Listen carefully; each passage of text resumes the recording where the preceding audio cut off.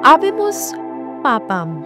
May bagong Santo Papa na ang simbahang Katoliko at ito ay si dating Cardinal Robert Francis Prevost na ngayoy kilala na bilang Pope Leo XIV, ang kauna-unahang Amerikanong Santo Papa ng Vatican.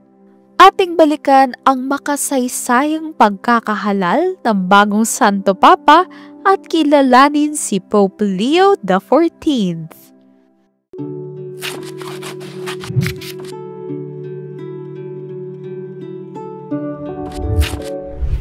Matapos magluksa ng simbahang Katoliko sa pagkamatay ni Pope Francis nitong April 21, 2025, sinalubong ng mga deboto ng may galak at palakpakan ang bagong Santo Papa na si Pope Leo XIV sa St. Peter's Square sa Vatican nitong May 8, 2025.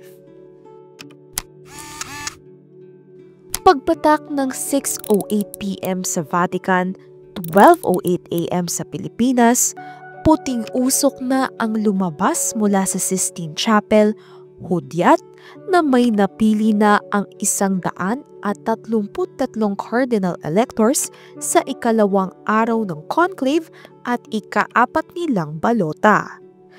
Sinundan ito ng pagpapatunog ng mga kampana sa St. Peter's Basilica na kumpirmasyong nakalikom na ang isang kardinal ng hindi bababa sa 89 na boto.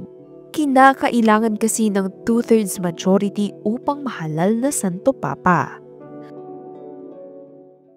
Napuno ng hiyawan ang St. Peter's Square mula sa mga debotong sumisigaw din ng Viva il Papa o Long Live the Pope, habang hinihintay ang formal na pagpapakilala sa kanya sa balkonahe ng St. Peter's Basilica.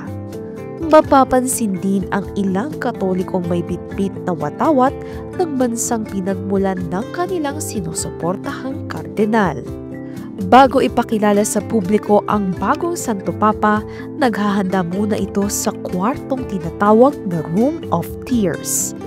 Dito siya nagpapalit ng damit pang Santo Papa at nagninilay sa bagong responsibilidad na ibinigay sa kanya.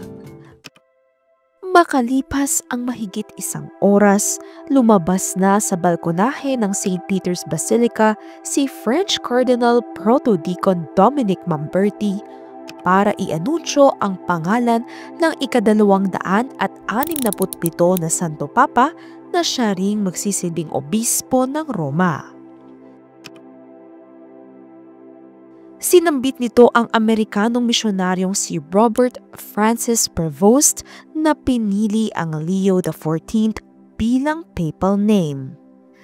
Pinaniniwala ang susundan ni Pope Leo XIV ang pagbibigay halaga sa mga isyong panlipunan tulad ni Pope Leo XIII na namuno mula 1878 hanggang 1903. Peace be with you all. Ito ang unang mga salitang sinabi ng 69 na anyos na Santo Papa matapos ito ipakilala sa mahigit 1 bilyong Katoliko sa mundo.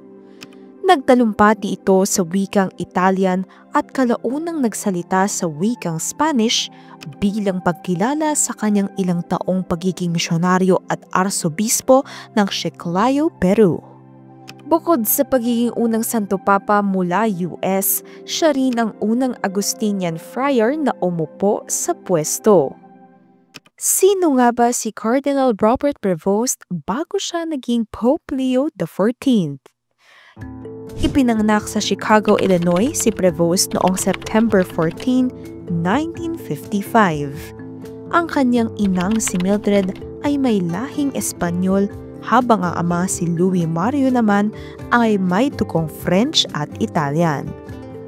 Una itong nag-aral sa Minor Seminary of the Augustinian Fathers bago ito lumipat sa Villanova University sa Pennsylvania kung saan nakuha nito ang diploma sa Mathematics at Philosophy taong 1977. Nanungkulan siya bilang Prefect of the Dicastery for the Bishops sa Vatican bago siya nahalal. Nagsilbi rin siyang pinuno ng mga Agustinian ng 2 magkasunod na termino.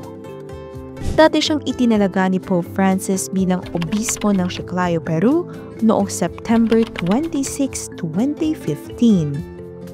Tumaas ang ranggo niya sa pagiging arsobispo nang gawin siyang prefect of the dicastery for bishops at president of the Pontifical Commission for Latin America nitong January 30, 2023.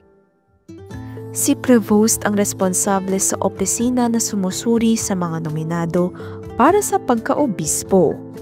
Itinuturing itong isa sa mga pinakamabigat na tungkulin sa simbahan.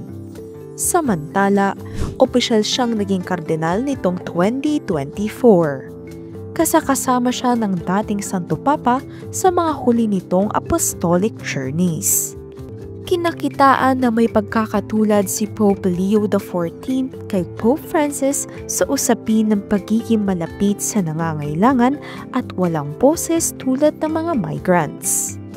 Sa kabilang banda, malalaman sa mga susunod na araw ang pananaw ng bagong pontiff sa iba't ibang mahahalagang issue tulad ng posisyon nito sa usapin ng LGBTQIA+ community, abortion, digmaan sa Gaza at iba pa.